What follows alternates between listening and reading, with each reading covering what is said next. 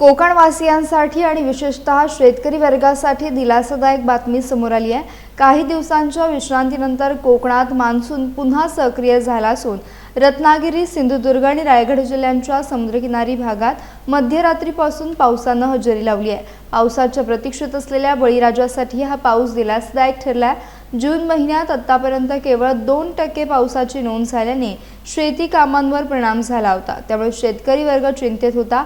हवामान विभागाच्या अंदाजानुसार 24 जून ते 28 जून दरम्यान कोकणात पावसाचा जोर आणखी वाढण्याची शक्यता आहे। किनारपट्टी भागात अतिवृष्टीस पोषक वातावरण निर्माण होत असून दमदार सरींची सुरुवात झाल्याचे चित्र पाहायला मिळते।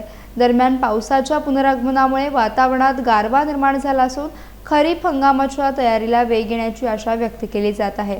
आता सर्वांचे लक्ष आगामी काही दिवसातील मान्सूनच्या जोरदार पुनरागमनाकडे लागले आहे।